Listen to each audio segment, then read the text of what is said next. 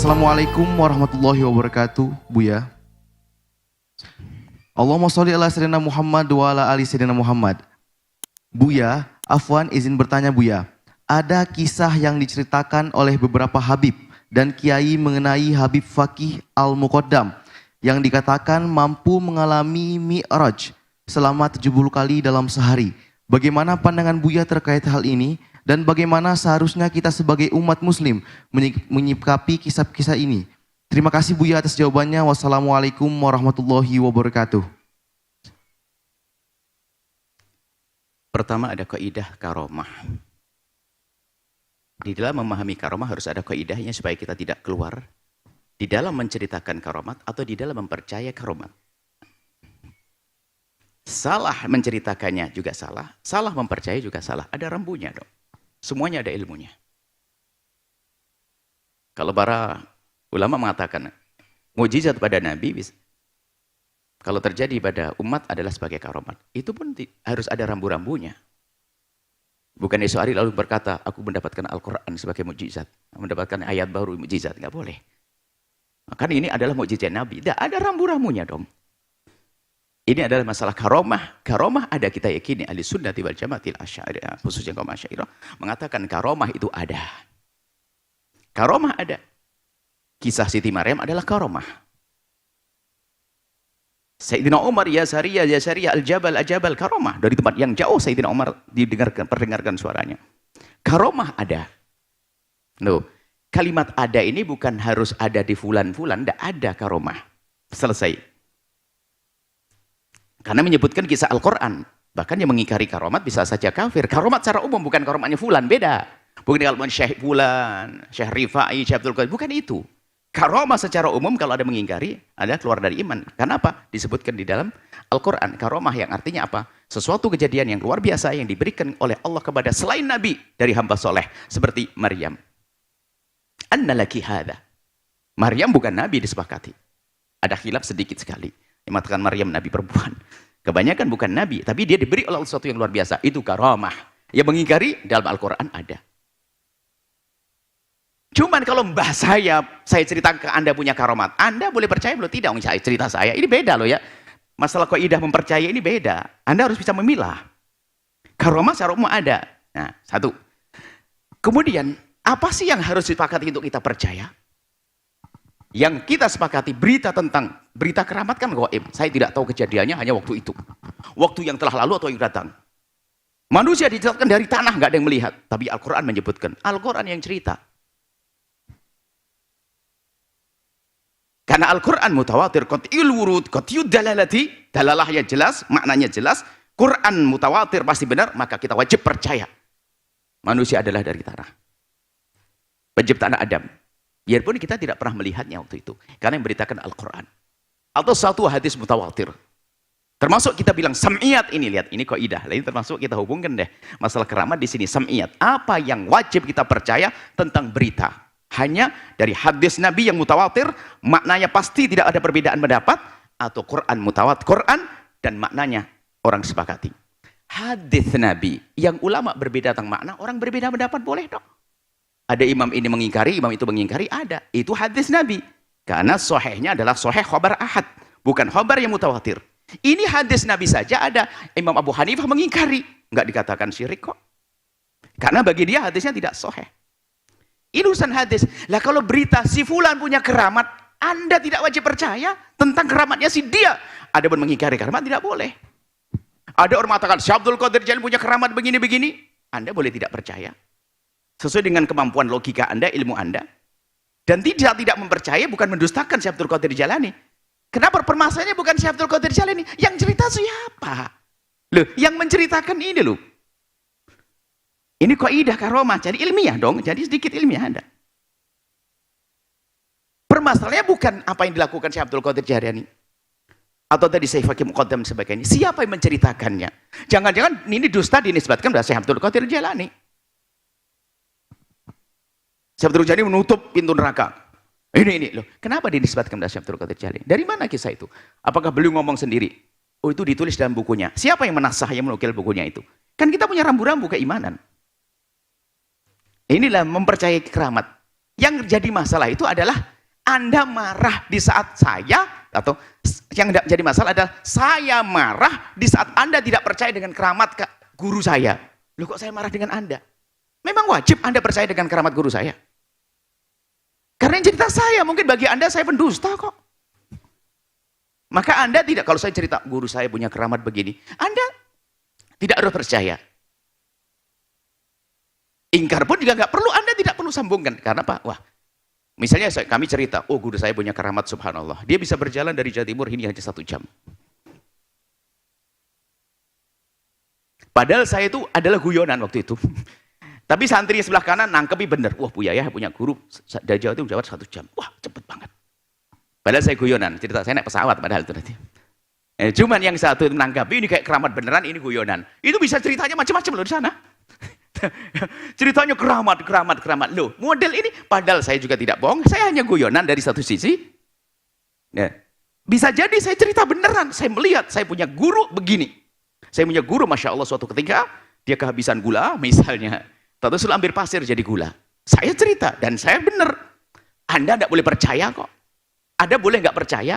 Karena ini bukan Quran yang harus Anda percaya. Berita dari saya, manusia, saya bukan Nabi, yang bisa saja saya berbohong. Maka tidak wajib percaya dengan keramat. Ini kan kaidah. Kalau Anda salah di dalam ilmu ini, alangkah banyaknya dusta yang dinisbatkan pada ulama dianggap benar, pada ulama tidak melakukan. Keramat-keramat palsu dinisbatkan pada ulama-ulama, padahal itu tidak terjadi. Berarti kita telah menodai ulama gara-gara kita tidak punya rambu dan sudah mempercaya. 70 kali Isra Mi'raj dinisbatkan kepada Syaikhul Hakim Muqaddam. Apakah benar menisbatkan cerita kepada beliau? Kecuali saya memandang dengan kebencian dengan kelompok Sayyidil Hakim Muqaddam. Wah, ini dusta dan sebagainya. Loh, kita tanya dulu, siapa yang menisbatkan kisah ini ke sana? Betulkah ada cerita ini? Seandainya betul cerita ini dalam rangka apa? Bukankah sering kita dengar ulama cerita Isra Mi'raj yang dilakukan Nabi adalah menghadap kepada Allah dalam Isra Mi'raj, dan itu hadiah buat kita, sehingga seorang muslim sehari tidak kurang berisra Mi'raj 5 kali, yaitu dengan sholat. Loh, bahasa begini ini kan bahasa memahamkan Isra Mi'raj seorang hamba adalah dengan sholat. Misalnya, bukan kami mengatakan Buya Yahya Isra Mi'raj 5 kali sehari, misalnya. Ini bukan pembelaan kepada Sayyidina Hakim Muqaddam dan sebagainya, kita membela kebenaran. Nah, kalau Anda tidak percaya, kalau itu Sayyidina Hakim Muqaddam ngomong apa kira-kira?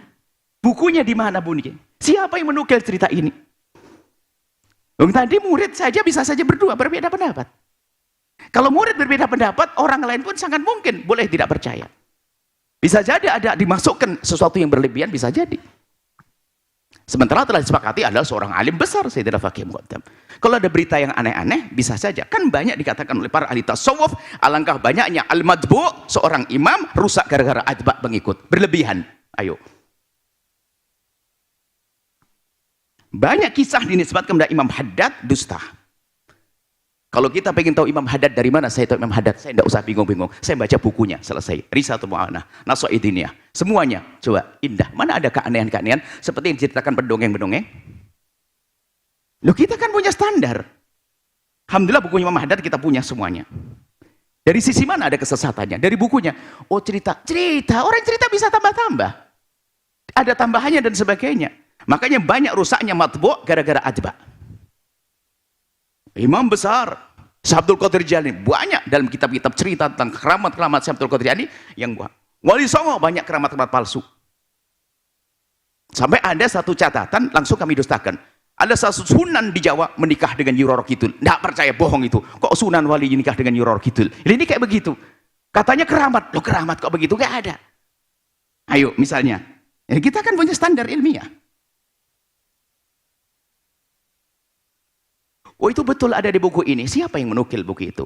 Kemudian setelah itu apa? Anda tidak percaya, nggak ada masalah, selesai. Kalau Anda langsung menjelekkan Sayyidina Hakim Muqaddam, loh, apakah betul dia mengatakan dan mengakui? Dan bahasanya, narasinya apa? Waktu beliau ngomong apa? Ini bukan berlaku pada Sayyidina Hakim Muqaddam, kepada siapapun. Ulama-ulama yang selamat ini dianggap punya keramat, kita harus bisa punya filter. Biasa pengikut kadang punya tambahan. Ceritanya sedikit ditambah sedikit. Ada tambahan-tambahan. Tapi ulama-ulama punya standar di dalam melihat sebuah kisah. Bukankah ada dusta yang disebutkan pada Nabi? Ada atau tidak? Ada hadis palsu. Bagaimana cerita palsu tidak ada? Dinisbatkan kepada Syekh Abdul Qadir Jalani, Syed Ahmad Rifai, Sayyidina Faqih Muqaddam, Imam Haddad. Banyak cerita palsu dinisbatkan. Oleh siapa? Ya oleh orang-orang. Kemudian setelah itu ya selagi itu hadis palsu ya jangan dibawa dong. Sedikit cerita itu tidak sesuai dengan rambu-rambu syariat, jangan dinisbatkan kepada Syekh Abdul Qadir Jalani. Kalau tidak salah kita juga pernah ditanya tentang keramat Syekh Abdul Qadir Jalani yang aneh tidak tahu apa itu. Tidak mungkin seperti itu. Ada rambu-rambunya dong. Syekh Abdul Qadir Jalani orang besar.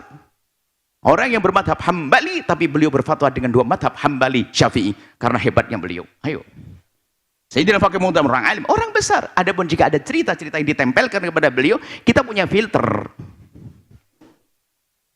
Jangan menjelekkan Abdul Qadir Jalani pada Syekh Faqih Muqaddam. Ya membawa cerita itu barangkali. Kemudian maksudnya 7 kali Isra Mi'raj itu seperti apa maksudnya? Atau hanya mungkin dia sholat 27 kali? Karena sholatnya seorang hamba adalah seperti Isra Mi'rajnya Nabi dalam arti saat itu menghadap khusus kepada Allah dengan at-tahiyatul mubarakatuh. Mungkin kita tidak tahu seperti apa.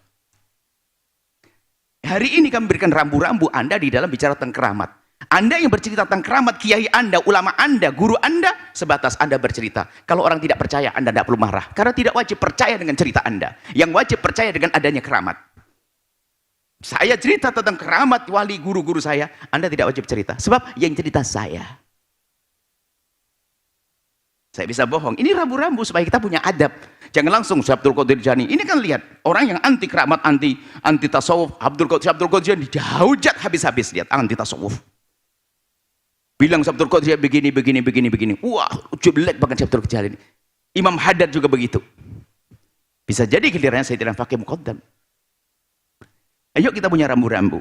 Seperti ini loh, ayo. Kalau memang tidak sesuai dengan rambu-rambu syariat misalnya, keramat yang disebut kepada siapapun kita pending, mungkin salah yang menceritakannya. Saya tidak wajib percaya dengan itu.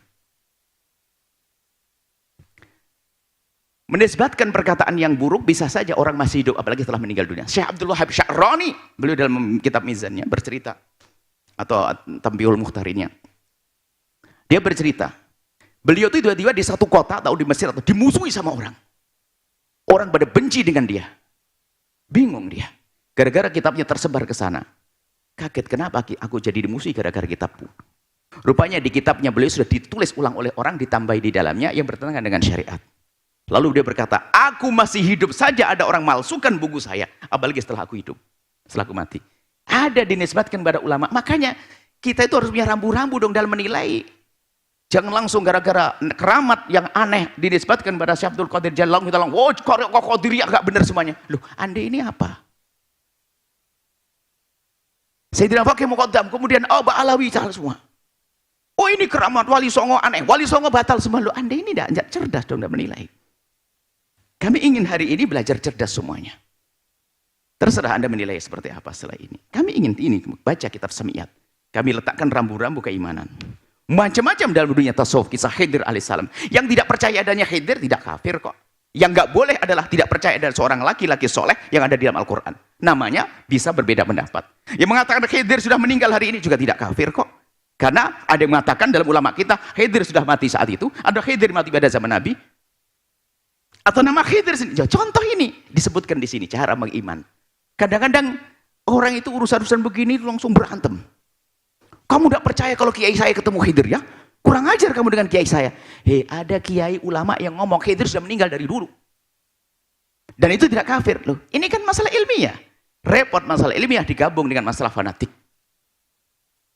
Kalau kami yang dinisbat kepada Syekh Abdul Qadir Jalani, Sayyidina Faqih Muqaddam yang aneh-aneh, tidak. Kami husnudonnya adalah itu tidak benar dinisbatkan kepada Syekh Abdul Qadir Muqaddam. Mungkin penukilnya yang tidak benar. Kalaupun seandainya benar, mungkin maknanya adalah mungkin. Kita tafsir, takwili. Maknanya apa? Beliau sholat banyak, 27 minimal. Sholat adalah Isra Mi'rajnya seorang hamba dalam arti menghadap secara spesial kepada Allah. Puasa dianggap menghadap pada Allah. Umrah menghadap pada Allah.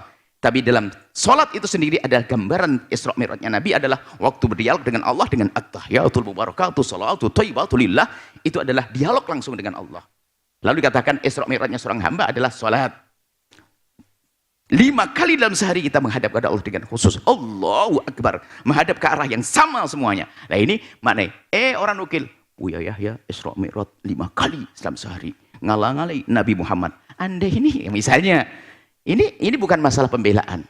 Kalau ada yang tidak benar dinisbatkan pada Syekh Abdul Qadir Jailani, bukan Syekh Abdul Qadir Jailani yang menisbatkan. Banyaklah kita mengumpulkan cerita-cerita yang dinisbatkan dengan dusta pada Syekh Abdul Qadir Jailani. Mungkin buat halaqah khusus. Termasuk Imam Haddad. Dan kami banyak mengingkari cerita-cerita yang dihadirkan pecinta-pecinta Imam Haddad dinisbatkan kepada Imam Haddad. Kami katakan, untuk kenal Imam Haddad tidak dari cerita yang bermacam-macam. Cukup dengan bukunya yang hebat. Kurang apa ayo? Bukunya ditulis oleh beliau, dibacakan untuk kepada muridnya, diperdengarkan, ditulis, ditaskeh terus, diulang-ulang. Allah. Bahkan beliau adalah salah satu orang, Imam Haddad misalnya, yang mewaspadai kita, mewanti-wanti kita agar tidak baca buku-buku yang menyeramkan dalam urusan tasawuf yang berlebihan. Loh, ini sebagai contoh, Pak ikhwan. Setelah itu ayo kita indah. Jangan hanya mencari-cari kesalahan yang dinisbatkan pada seorang ulama untuk menghujat pengikutnya. Qadiriyah sesat, Rifaiyah sesat, ini sesat, hanya gara-gara keramat-keramat palsu yang dinisbatkan misalnya. Kita punya rambu-rambu. Adapun yang ditanyakan kita perlu cek. Betulkah sanadnya cerita kepada dia. Kemudian maksud Sayyidina Faqih itu apa kalau betul? Kemudian biarpun sanadnya benar, ini adalah kisah manusia. Dia adalah kita tidak wajib mempercayai. Karena apa? Bukan hadis mutawatir. Kita tidak mempercayai keramat yang dinisbatkan kepada Syekh Abdul Qadir. Kita tidak haram kok. Karena apa? Permasalahannya kita meragukan. Ini bukan orang mutawatir. Bukan jumlah orang cerita aku melihat. Gerombangan rawahu jam'un an jam'in la yumkinu tawatuhu ma'al kadhibi, bukan dikriwatkan oleh kelompok orang. Nah, ini nukil ke fulan ngomong, sangat mungkin itu ada kemasukan dusta atau lupa dan seterusnya, sehingga khobar ahad itu sendiri pun kalau ada orang tidak meyakini bukan sesuatu yang disalahkan. Sehingga disitulah terjadi perbedaan. Ada furu'ul akidati, perbedaan urusan akidah, apalagi masalah keramat. Ini adalah rambu-rambu ilmu. Mohon maaf agak panjang karena ilmiah. Ilmiah, coba sejenak. Jangan lihat wah ini pembelaan. Membela kebenaran. Rambu-rambu di dalam beriman. Lambu-lambu dalam mengiman. Itu kan hal gaib, berita keramat itu hal gaib. Berita yang lalu gaib, saya tidak melihat secara langsung, namanya gaib. Gaib itu terjadi pada masa lalu yang kita tidak tahu, hari ini kita tidak bisa melihat, atau yang akan datang gaib. Maka sampainya kepada kita dengan berita. Siapa yang membawa berita? Rambu-rambu berita ada. Ini dalam kitab ini. Maka kami berharap kitab ini segera dimiliki oleh semuanya. Sebab banyak keanehan-keanehan di kampung kita percaya bertentangan dengan rambu-rambu berkeyakinan. Ini saja. Wallahu a'lam bishawab. Syukran jazilan Buya atas jawabannya. Selanjutnya kami memberikan kesempatan kepada para hadirin jamaah yang ingin bertanya langsung kepada guru kita tercinta Buya Yahya. Dengan satu orang satu pertanyaan diawali dengan salam dan salawat. Kami mulai dari jamaah laki-laki terlebih dahulu. Kami persilahkan. Assalamualaikum warahmatullahi wabarakatuh. Allahumma salli ala Sayyidina Muhammad wa ala ali Sayyidina Muhammad. Yang terhormat guru kita tercinta Buya Yahya, semoga Allah memanjangkan umurnya dalam ketaatan. Amin. Allahumma amin. Izin bertanya berkenaan dengan ayat sajdah yang terdapat di dalam surat Al-Alaq. Ketika kita mau membacanya dalam sholat, apakah kita disunahkan untuk sujud tilawah dulu atau langsung dengan sujud sekalian? Itu saja barangkali yang ingin saya tanyakan.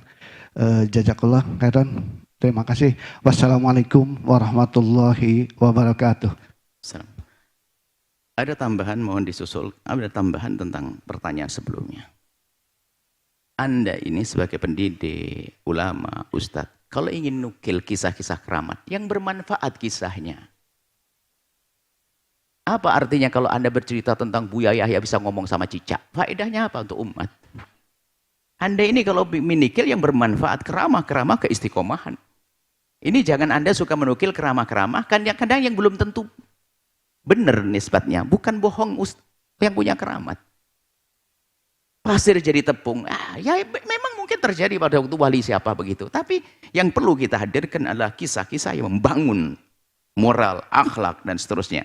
Jangan gampang Anda nukil, Ustadz di mimbar, dikit-dikit keramat yang aneh-aneh. Itu menjadikan orang jenuh. Keramat berat itu adalah, nggak bisa disuruh toladani, kan gitu.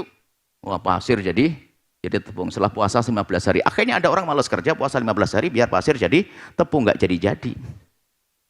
Jadi tolonglah yang Anda ini ustadz tuh pilah-pilah dan kalau ngomong. Jangan asal ceplos. Umat ini pengen suri toladan. Suri toladannya bagian Imam Nawawi belajar dari masa kecilnya. Jangan laduni tok saja. Imam Nawawi mendapatkan ilmu solusi itu belajar dari kecil. Sampai dari kecil sudah diduga kalau dia bakal menjadi orang alim. Karena tampak kecerdasannya, tampak semangatnya, ibadahnya dan seterusnya. Hari ini orang pengen praktis, pengen puasa 7 hari bisa bahasa Inggris langsung. Ada ilmu dunia. Ini orang anak-anak belajar bahasa Inggris baru bisa bahasa Inggris. Jadi maksud kami, Anda ustadz semuanya, kalau Anda ingin nukil berita, cerita, itu yang bermanfaat untuk umat. Bukan hal-hal yang sering menjadi orang berselifat. Anda harus cerdas dong bijak. Umat itu pengen yang Anda berikan bermanfaat. Akan mereka damai dengan saudara. Semakin mencintai. Jadi suri toladan. Ini ustadz di mimbar ceritanya. Wah, yang bisa berterbang di awang-awang. Naik pesawat tiket 500.000. Wah, bisa berjalan di atas air. Saya sering berjalan di atas air. Naik perahu. Repot ini orang hidupnya kok aneh ceritanya. Sudahlah ya ustadz itu. Tolonglah yang cerita pada orang awam itu yang logis, yang bisa dicuri toladani dan sebagainya. Jangan cerita yang aneh-aneh. Ini juga kritik kepada para asatid itu yang bikin pusing, bikin bingung ini ya. Mohon maaf ini karena ini juga bikin menjadi rootnya permasalahan itu gara-gara orang cerita tidak diseleksi, asal ceplos, atau mungkin karena nggak punya bahan, jarang ngaji atau bagaimana. Kayaknya akan jadi masalah semuanya. Jadi berikan kepada umat yang bermanfaat, yang menjadikan mereka bersuri toladan. Tentunya adalah ada dasar ilmiahnya dan sebagainya. Seperti itu. Kemudian sujud tilawah. Tetap disunahkan sujud tilawah. Tentunya setelah sujud berdiri lagi. Kemudian setelah itu ditambah oleh ayat yang lainnya. Jadi wasjud waqtarib langsung sujud. Sujud tilawah. Tidak ada sujud tilawah digabung dengan sujud. Sujud tilawah sendiri karena sujud tilawah nggak pakai rukuk. Setelah itu berdiri lagi. Kemudian setelah itu rukuk. Seperti biasa. Hanya tadi kan ada rambu-rambu. Anda tidak boleh dalam madhab kita Imam Syafi'i sengaja pengen sujud lalu milih ayat Iqra. Nggak boleh. Tiba-tiba saja Anda tuh kok pas giliran hafalan Anda atau pas saat Iqra. Urutan amma. Hari ini pengen urutan sambil ngulangi hafalan. Pas Iqra. Anda boleh sujud. Tapi menyengaja tidak boleh menurut madhab kita Imam Syafi'i. Jumhur mengatakan makruh. Paling tidak hindari seperti itu. Ini saja Allah alam bisawab. Syukuran jazilan Buya atas jawabannya. Selanjutnya kami memberikan kesempatan kepada jamaah wanita yang ingin bertanya langsung kepada guru kita tercinta Buya Yahya. Dengan satu orang satu pertanyaan diawali dengan salam dan salawat. Kami persilahkan. Assalamualaikum warahmatullahi wabarakatuh. Waalaikumsalam. Allahumma sholli ala sayyidina Muhammad wa ala ali sayyidina Muhammad. Buya, kami perwakilan dari Jamaah Masjid Nurul Iman Purbalingga, Jawa Tengah. Kami akan mempertanyakan di luar tema, Buya. Itu masalah jual beli. Maaf, di desa kami banyak masih melakukan jual beli dalam kebun itu, Buya. Yaitu jual beli hasil bumi seperti bawang merah, ubi, singkong, atau kadang kacang tanah gitu, kentang.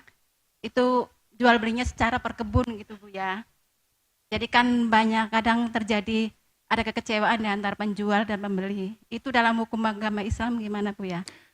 Menjual sistem borongan kebun kacang yang masih di dalam tanah atau masih bergelantungan tidak boleh. Tidak sah jual belinya. Kecuali begini, saya kebun saya beli tapi ngitungnya per kilo. Gitu. Jadi setelah dipanen diberkiloin sehingga tidak ada yang tertipu. Tak taunya kacangnya dimakan tikus dari bawah, kan kacau. Wong kita aja di sini padi, kami dengan Umi di belakang, Umi padinya tinggal panen ya. Rupanya yang kiri kanan sudah panen semuanya, milik kita belum. Insya Allah besok dipanen. Pagi sudah nggak ada, sampai kita suudon, kecepet banget orang nyurinya. Ternyata tikus dari sana sini sudah datang, semalam habis. Di belakang ini, waktu itu. Semalam habis, kaget. Sampai bilang, kok cepet banget kalau orang ngambil, gimana bawanya? Tak lihat kok enggak rapi potongannya, ada tikus. Jadi boleh, tapi hitungannya per kilo. 1 hektar kacangmu saya beli ya, boleh.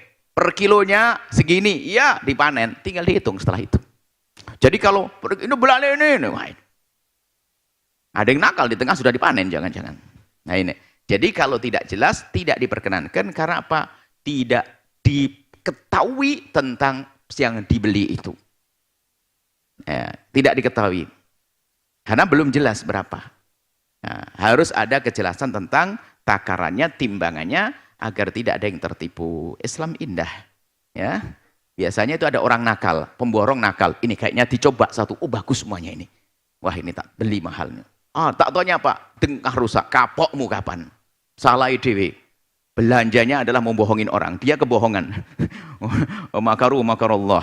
Dia pengen nipu orang, tak taunya dia ketipu sendiri. Nah, ini bisa saja begitu. Jadi nggak boleh, kecuali nanti penghitungannya yang harus jelas. Jadi boleh, saya beli kacang panjangmu ini saya beli ya semuanya 1 hektar. Iya.